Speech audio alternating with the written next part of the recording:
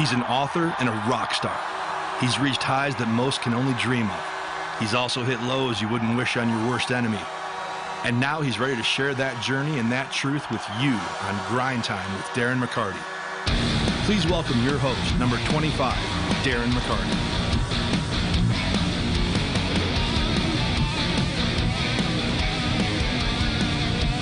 Thank you, Tim. That would mean it is a Wednesday night. Yes, May 15th, clocking in here at 7:42 on your Wednesday evening. How y'all doing? Yes, this is Grind Time with Darren McCarty.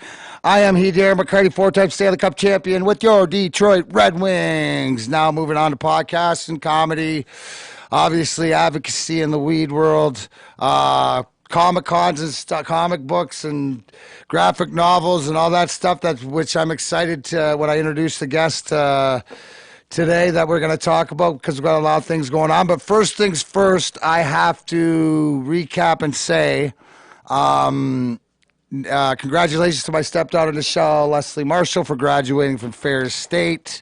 Yes, she was the social media coordinator, and you could catch her obviously throughout as I'm learning the social media stuff, clips of her on there. So very proud of her for getting her degree, and now she's wants to get into the sports and stuff. So she's got a broken ankle, which was sort of I got a kick out of it because she got it in Aspen. Skiing or something, so she says, allegedly, but, we'll leave it there. But she's getting down here. I want her to cut the intro and stuff, and she can help out with the social media. So her and Chrissy, who's another daughter, they're all my daughters, Perry. Again, as I mentioned, with me, as always, can't get rid of him. He's like gum on your shoe. How you doing, Valucci? Doing really good, Mac. That's Perry Valucci. Hey, I reached out to your mom, Ellen Schaefer. Yeah. Your stepmom, and you didn't send her flowers on I'm very sorry about Mother's that, Day. I know. Ellen, I told her you were too busy taking a beating in golf.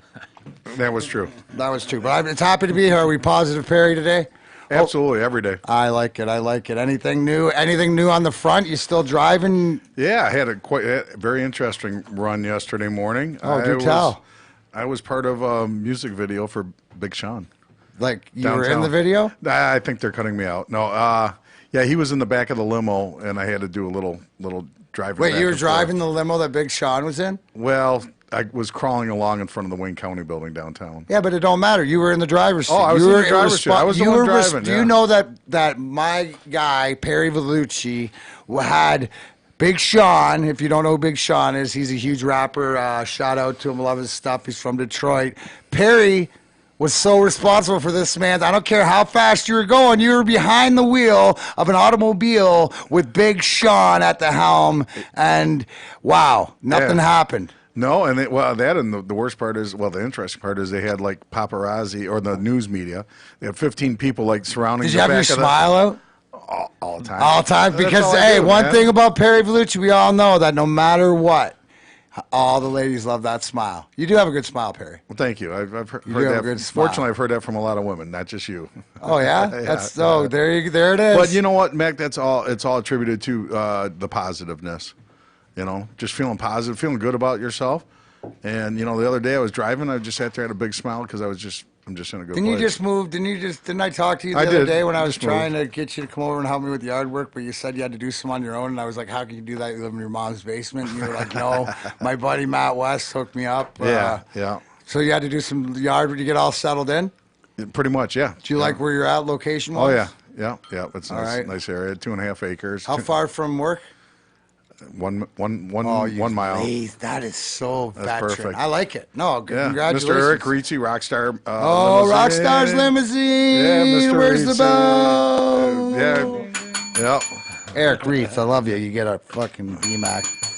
He had a strong game Saturday. We had that alumni chair, or not an alumni. Speaking of that, I was watching Marty Sheedy give away, which was 5th annual Project Scissorgate. He gave Jude Stamper, if you don't know the story, Jude from Team Impact, who's the kid in the wheelchair that helped Michigan Wolverines through their Final Four and was their sort of mascot and got to experience for the basketball team. For the basketball team last year. he was a great kid. I'm going to have talking to his parents. Going to have them come in and share a lot of their stories on what it's like, and obviously siblings too. So it was just a great evening I had, and you were out in with Jen Wheeler and JT and all the fam damly. What up? Jimmy Dale's, That's what up, fam. Jimmy Dale. What up, fam? What at the Post Bar? Yeah. They had a charity hockey game. See, if you look at the history of the Post Bar, of where it started and the shenanigans, and we were all part of, especially Ozzy, and we'll get to that hopefully first 2 weeks from now when him and Maltz join us. Brad, first one. Anyways, but it's sort of like the evolution of life, because if you know the Post Bar started downtown, no windows, the greatest place in the world to grow up in your 20s, and then now, if you look in Plymouth, the Post Bar, it's like a bistro. It's elegant. It's like matured. So, right. Jen and JT was always the most mature out of all of us. So once Jimmy came on board, then we were all good. The ship's righted. So, sorry I couldn't make it, but you had it. It was you, Reitz, Eddie, Mickey Redmond, Eddie Mio struggled. Eddie struggled. He's 75, man. He had a bad hit. Tired. Yeah, he was tired. He struggled a bit, but Cooler, Dave Coulier was out there playing. You know, just a lot of local guys that all play junior and college and minors and that, and it was a good time, good fundraiser. Well, the key is, Perry, you weren't roughing, you were playing. Actually, I was playing.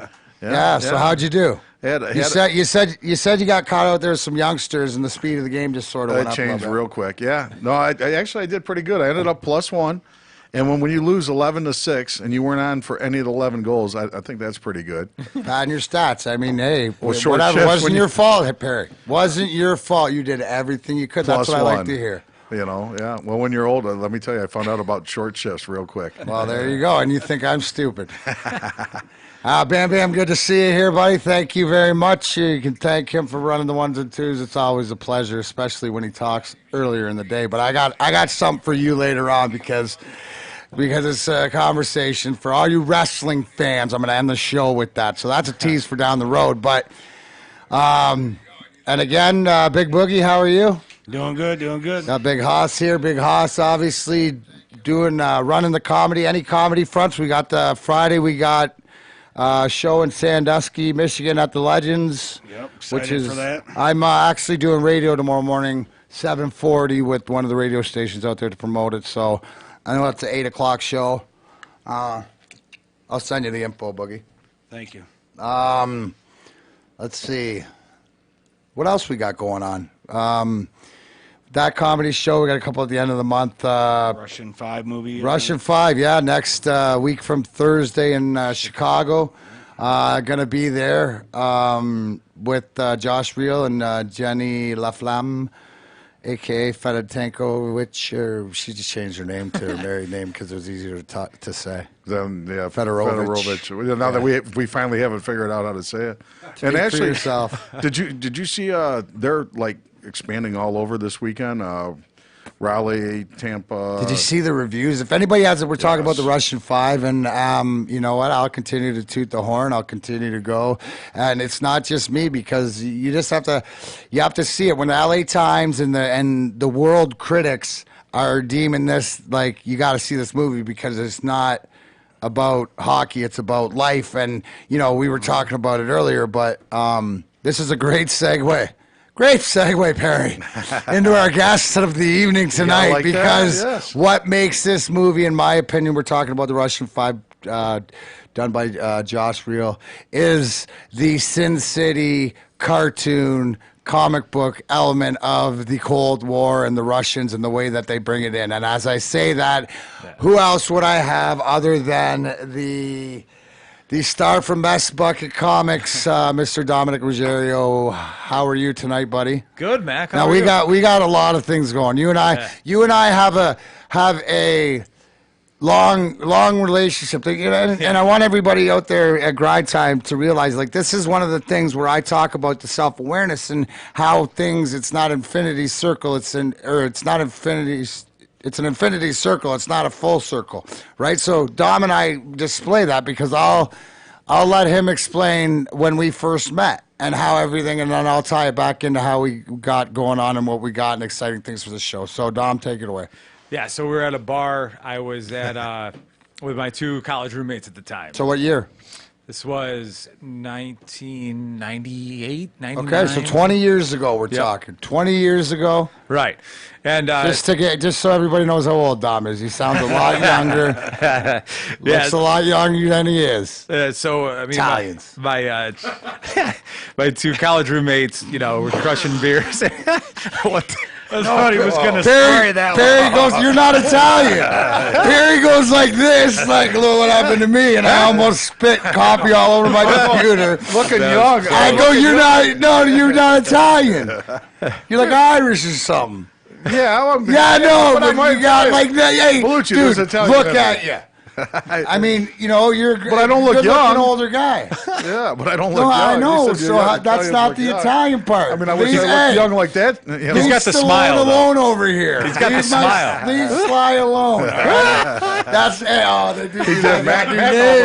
Mac almost spewed Bam all Bam over and the place. Sly. Where's Cody Ross when we need him? Let's get you in there.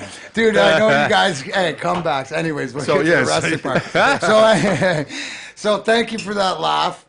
Oh my God, what self-perseverance by not spitting out there. Yeah, that was. Gosh, damn. Thank you, Boogie. That must be good to my caregiver. Hey, it's all about mindful medication. Remember that. Mindful medication, which is promoted by the Athletes for Care, A4C, and Body Check Wellness. Back to you, Dom.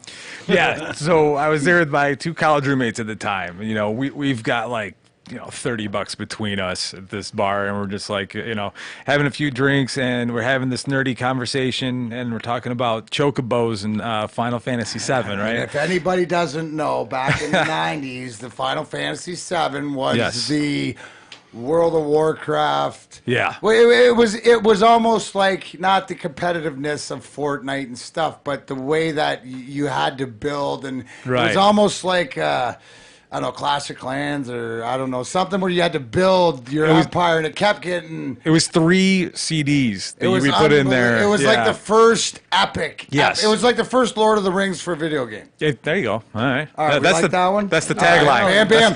That's the tagline. Bam, bam, give me the thumbs up. So, I mean, I am floating in the Comic-Con world. So we're talking about it, and you had to breed a gold chocobo, which is a very difficult thing to do. And my roommate was like, I just did it. You just did it? How'd you do it? And we're talking, and this dude just walks by our table, and we just, all right, how do you do it? How do you do it? And he turns back around, he comes to our table, and he takes the chair, and he turns it around, he like straddles it with like the back of the chair on his chest. He's like, are you guys talking about breeding gold chocobos? And I'm like, yeah, we are. And my roommate tasked me, he's like, Mac? Is it Mac? McCarty? There you go. Oh, yeah. Hey, Darren McCarty. Let's get back to the chocobos. I love it. And then I got it. So we told you, and you're like trying to write it on this like napkin, and you're like, this isn't working. And then you had, there's like, this is my first email address. Can you email it to me? And we're like, yeah, sure, we'll email it. And then I have to say this part, because this was great. Like I said, we had no money. We're broke college kids. Matt grabs the waitress. He's like, their tab's on me. That was great. Hey, good. I haven't changed. That sounds like me totally, and I had money at the time, so that sounds like me. That spread the wealth, but you earned it. That's what, and in building this. So Dom and I's relationship started how it comes full circle, but up until. We've run into each other because you, being Mess Bucket Comics, are in the comic book world, into the Comic-Con world, into the graphic novel world, and different people that we know. We know a lot of the same people. Right. Shout out to Marco Polo Italiano and the Raising the Bar Detroit crew. All those McMorrises over there on the east side, hanging out by Lakeside Mall, jamming it out. Love those guys, because that's what it's about, facilitating the love and the D. And you and I sat down, and you had this idea for this project, and I want to start people out of. So we're involved in, and I'm entering into. I want people to understand, because at Grind Time, there's people I'm going to introduce you to. In the past, you met Damien DeStefano from Over the Moon Clothing. He's going to do some social media and help promote all that and do things. Well, Dom's Dom's my Comic-Con guy, my comic book world, my nerd world. What did you tell me about nerds? You said that we were talking one time about going into the world, because you've done, so you being in the comic book industry, how many Comic-Cons or like, and explain to everybody at home what we mean by a Comic-Con or an Astra Comic-Con, because you and I were at the one hosted by Twisted, which love those cats, Mikey, the boys, they're great people. We'll be there next year. We already committed to that. Yep. But there's other things coming on. So say your role or what it's about being in the business that you are and what they mean. Yeah. So, comic conventions, they really took off probably, parallel with the success of the movies with Marvel and DC and all that stuff. But there's a big show in almost every state in the country, and it's just spreading out to the whole world. There's shows in Europe and everything. And I've been grinding hard for 5 or 6 years now, 25 plus shows a year, all over the country. Yeah, it's nuts. It's nuts. East, West Coast, New York Comic-Con, down to Florida. We're going to go up into Canada now. Let's talk about, did you bring your comic? Did you bring got them all here. Let's start with you as like you said, traveling around with your what's the name of the title of the Archein Awakening. Yeah, this is my first 3 books. So tell everybody, so they understand how you got into it to even create that. I want people to say, like you said, you've been grinding at this for a while until we're going to get into. We're going to make a call to Brian O'Halloran. People know him from Clerks. We're going to get into Donnybrook in a minute, but I want people out there to understand what it takes from your point of view to get to where you're at, to holding those finalized copies and selling them. So please do it, and if you can do years or age or something else so people at home could sort of relate to it. Okay. So I started this whole process in 2011. I wrote a movie script for the Archein Awakening, and it's sitting on my computer. It doesn't have a life of its own. I wanted to do something with it. And as I was writing it and rewriting it, I was like, you know what, this would make a really good comic book. And so I started to look into it. I'm like, this is something that is relatively inexpensive. I'll probably be able to do this. So I started going to the local shows and meeting people and artists, and became a reality. I had a few businesses back in the day. I had a car wash and a cleaning company, and I got some of my old customers to help fund this thing, and I've already paid them all back as well. So in 2012, I got the money and I put out the Archein Awakening #1, and it became a trilogy. It's the whole story arc. It's X-Men meets Supernatural kind of feel to the story. Okay. The popular good guy is Mojo. He's a descendant of Jim Morrison, drinks whiskey, and speaks in all Doors lyrics. Nice. And I'll just tell you about the popular bad guy. I have a big bust of this guy on my table. His name's Ravager. He's a big red demon. As he consumes people, turns into this demon. He was inspired by my ex-girlfriend. So, a little bit of real life in there. We all have one of those ex-girlfriends.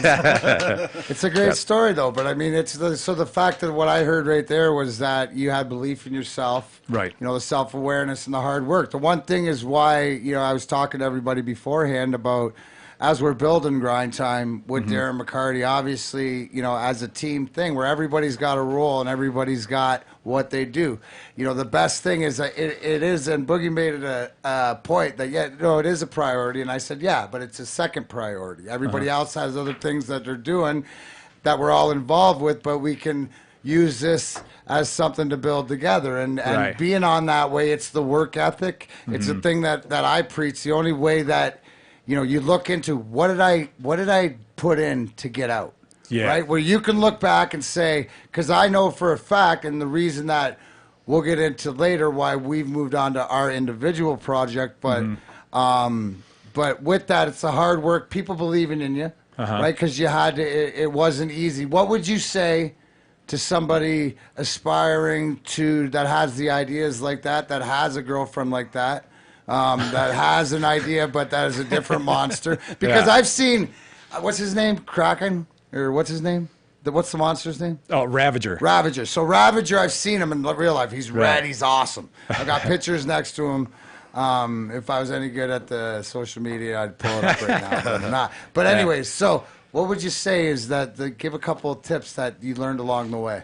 Of the Just journey about of Comic-Con. the journey, yeah. Just to get. This is something that you've got to want it. If you don't want it, you're gonna last, a couple weeks. So there's the grinding, like the way you put it. I love it. Embracing the suck. Embracing the suck. I'm Heard gonna that. be in a hotel room with 4 or 5 other creators, sleeping on floors, sharing the free breakfast, and packing into a really small car with all of our stuff in there to save money so that it works, that I can afford the next book. Not taking a paycheck for doing this for years, and still having a full-time job and traveling 8, 9, 10, 12 hours in the car to the East Coast and all over the place. It's tough. It is a tough grind, and just like anything else, I'm like, what? Sometimes I would be like looking up. I'm in the car. It's in the middle of the night. Like, what am I doing? What am I doing here? Am I doing this for any reason? Like, is this going to go somewhere? And it's at that point that I feel like when I made the decision, I don't care. I'm going to do this because this is fun. And if it doesn't work out, I can still do this for, just for fun. Enjoy it. Because I love it. Yeah, I could It's do this hard to my whole find life. a job you enjoy. Right. Yeah. So you moved from that, and you said 5-year project to grinding, which obviously at the Comic Cons, what you see is the passion. Right. So you know what? Whether we're crossing into, it's Boogie being the caregiver that's helped me along with other people, but to care in the weed industry in the weed industry, but as the care for the plant, Right. care for the process. But you really gotta get involved for the right reasons. Now, in saying that, it fast forwards to the other project, that group involvement. Yes. Because you had this idea, which you approached to me on, I'm going to touch on because, my whole thing is I've always, after my book, wanted a graphic novel, and I'm letting you guys know that Dom's worked on it, and this is it, work in process. We'll get to it. But before that, it was also, too, what's the win-win? So tell me a little bit about Donnybrook and how it came to be.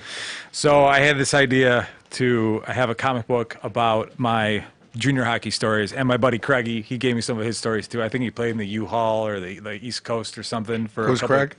Ryan Craig. I played juniors for like a preseason, and then I had to quit and play football, but whatever. So I enjoy the locker room and all that atmosphere. So I had my stories in there, and I put this fictional team and this fictional league in there, and I'm like, as I'm writing this and I'm telling people in the comic community, I'm going to do a hockey comic. They're like, what are you doing? That's not going to work. No one does that because it doesn't work. And so I started to hear this. And I'm like, maybe this isn't going to work. I don't know. You know what? In the end, I'm like, I'm going to have a good time with this. This is great. I think it's going to work. And my artist believed in it too. And we came out and people just loved it. It was an updated version of the movie Slapshot, basically. And it's just, all the greasy gong shows you go through playing juniors and everything like that. So you introduced a team called The Michigan Master. Because you're the owner of that, and Right, you're like right. commissioner of the league, right? No, I'm not commissioner. You're not commissioner of the league, but you're like behind the scenes. Yeah, well, I'm writing the story. Because I'm an owner of a team, Right. And on the line, which is an honor to have because I'm a big fan, is Mr. Brian O'Halloran. Yes. Brian, are you there? Yeah, I'm here. How you doing, bud? Doing good. It sounds like I'm on a string with a can. What do you got? What are you doing this via carrier pigeon? You know what? That's Bam Bam. You're going to have to ask him because he might be. Who knows what he's on. But so how did you... So I named a team. So Dom came to me with the idea after the first, and I loved it, not only adding some stories, but also, too, that was cool. But also, too, I added a team, Burnaby Blazers, minor pot-smoking lumberjacks from British Columbia, Canada. You had a team, too, right? Yeah, he asked me to come up with a New York-based team for the Donnybrook series. So being a New Yorker myself, I was like, well, it's got to be kind of New York-based. But I thought I'd throw it out to my fan base to come out with a name. And, we had a contest for a couple of days there. And it was a really great fan, came up with a great name. I mean, there was a lot of people throwing out a lot of the Clerks kind of funny kind of play on words kind of names. But this one fan came out with a really great one, the Hell's Kitchen Heathens. And I thought, man, that sounds really badass. And so I like it. and Dominic was like, hey, man, What do you think? What ones pop up? I gave him a list of my top 5 choices, and he's like, "Yeah, man, I like that Hell's Kitchen Heathens as well." So I said, "Look, man, I like the name. It's really balls to the wall, and I like as long as we have Broadway blue kind of colors, we're good." Yeah. I'm showing all the people that are watching on Facebook Live, or I don't know how this shit works, so YouTube or whatever like that. I'm a rookie to this game, but I love it, dude. It's obviously New York. What's your tie? Let everybody your tie. Obviously, if people don't know, I mean, I'm of age to know that of your role back in Clerks and of knowing of the hockey game. That has been played in Jay and Silent Bob and just your role with that. But does hockey go back to a young age, or you've always been a New York Ranger fan? Yeah, so my whole family is from Ireland. My 2 older brothers, my parents, they all emigrated over here in 1965 to New York. And then I was born in '69 in New York. And the sport that my father's favorite sport was in Ireland was a game called hurling, which is kind of like field hockey. But there's no helmet. Back then, there was no helmets. There's no padding and whatnot. It's played on the size of like a soccer field, but you can get but the goals are as big as a soccer goal, but you could also get points from shooting it over the goal, but in between the 2 uprights. And so when he came here to America, the closest game that was being played here in America that got him to have the same excitement that he had from his love of his home sport in Ireland, hurling, was hockey. And so being that we lived in New York City, the teams that you had to choose between there was, well, we lived in the Bronx, so the Rangers that played in Manhattan was the best team for us. And then, of course, there was the Islanders. And then we used to watch the games on regular TV. And then when cable was coming around, or as they called it, closed-circuit television back then, we would go to bars on certain games that weren't being televised over regular broadcast, and you'd pay a fee to go watch these games, which pretty much was the beginnings of cable TV and sports. And so the New York Rangers were our home team for us, and we did that for forever. Because a lot of fans were like, "Yeah, but you're from Jersey, right?" Actually, I lived in New York City until the age of 10, so. The Devils were the Kansas City Scouts before they were even the New Jersey Devils. So I was already a Ranger fan by then. So I never left my team, so to speak. Yeah, that's tough. So hurling, which I would have loved to play, is a cross between hockey, rugby, played on a soccer field. Pretty much. But the one thing too is that so you're born in '69. Your allegiance is to the Rangers. How tough was it? Because I call it the golden ages of, when you're a kid between like 11 and 15, you had to watch the Islanders win all those cups, bro. Was it tough? It was. My one older brother, he was becoming an Islander fan. Like he was always an Islander fan. So in the 80s, when the dynasty that they got to 3 in a row there, you had Brian Bossy and you had so many great players on that. You got Goring and all those great guys. You couldn't help them. I mean, they were a machine. Al Arbor was an incredible coach. So you couldn't help but give those guys the credit that they were due. And then, as their dynasty was starting to wane, here comes another Wayne Gretzky bringing another dynasty. And it was between him and Coffey and Messier that then brought them their cups. So it was weird that they would come in batches. I mean, God, you were part of a small dynasty yourself with the Wings. So I was? Oh, shit, dude, you know that I'm the owner of the Burnaby Blazers, bro. We smoke a lot of pot. Oh, yeah, we can swear. Okay, all right. Dude. Sorry, man. Dom's over. I can't see, right, Brian? I have this trouble. I'm born in '72, so we're tweeners, bro. Like between the internet, like we got beat once, and then that was good. We learned our lesson, Right. We can deal with the internet or not. So Dom wanted to know if we can swear, and I was like, "Are we here?" If I wouldn't take the microphone. So he's worrying about swearing. Well, I just had so Brian. Did you have a swear word you wanted to introduce? No. Brian, before the show, some of the I have all the jerseys from the Donnybrook League here. Throw them over. Let me saute them.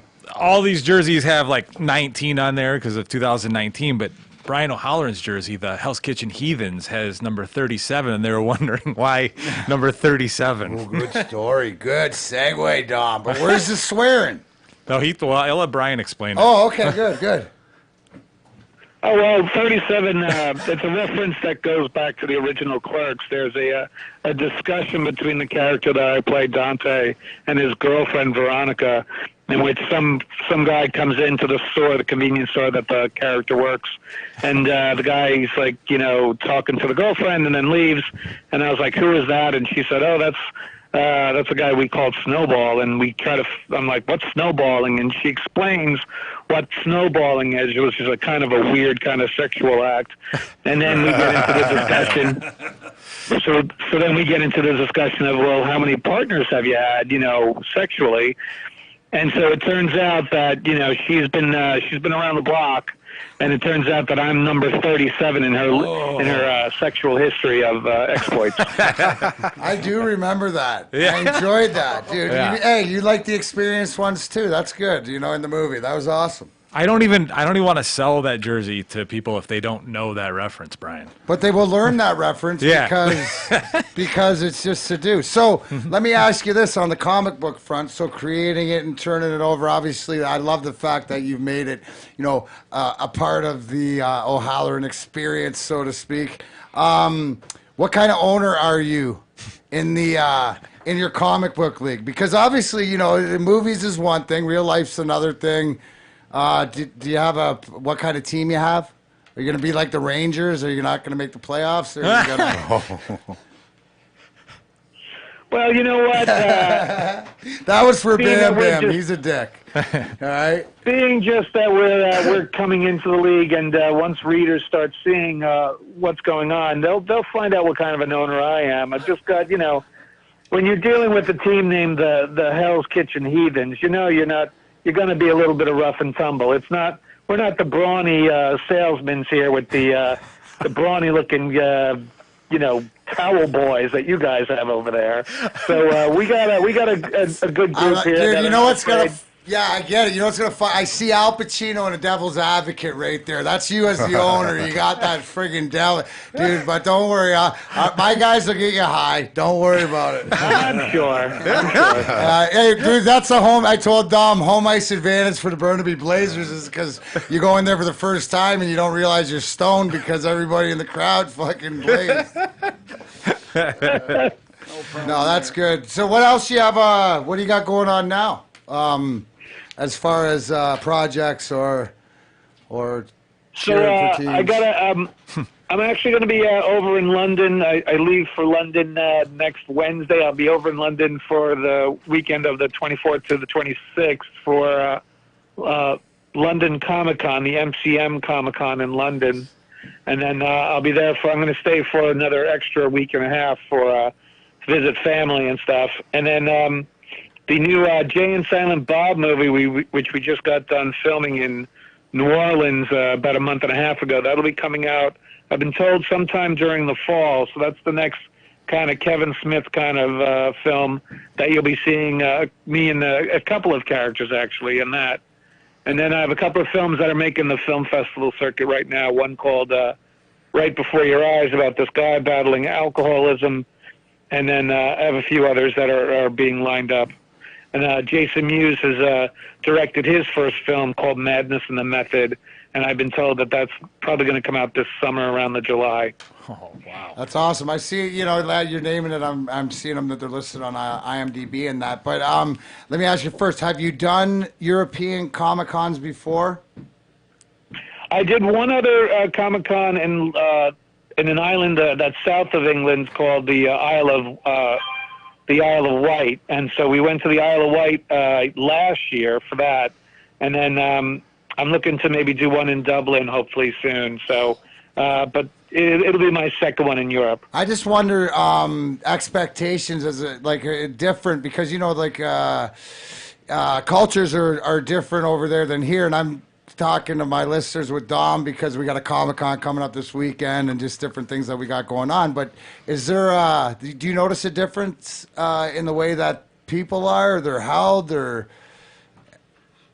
You know what it is? The fans over there, they, the fans of Kevin Smith over there are very loyal. As a matter of fact, Kevin is over there right now. He just did like he's doing a 5-city tour of his comedy with Ralph Garman. So he went to Edinburgh and had a huge review there, and was in Birmingham, England, and a few other Manchester, and then London himself. So I'm glad that the comedy pretty much translates very well over there. The fans have been really cool. It does well in Germany. I've seen posters up in even Russia when we did Clerks too. So I think the fans get it. That foul-mouthy kind of male kind of humor does translate very well in Europe. We're talking to Brian O'Halloran. Obviously, I remember him as Clerks. I got to do my homework because he's the owner of the Hell's Kitchen Brethren. Heathens. Brethren. Why do I? Because I can't read. That's why. It looks like Brethrens. It really. He's already messing me up. What was it that obviously everybody with the Jay and Silent Bob and excited about all the stuff that you do with those guys? Because to me, there's families. You got the lizard, the broken lizard family, and then you got like you guys in different ways. Like comedy is. What did you enjoy the most about creating Dante or creating whether it was Jay and Silent Bob or Clerks or whatever, that character that resonates to this day? Well, what's really great is that Kevin is really great at writing these characters, and it was very in the similarities of what I brought to the character was, we both had a love for hockey. We both had a love for Star Wars and, that kind of nerd kind of culture. And we both have issues of fucking, girlfriend issues back in the day. So it's kind of nice that he gets it. He's of an Irish Catholic background. I was from an Irish Catholic background.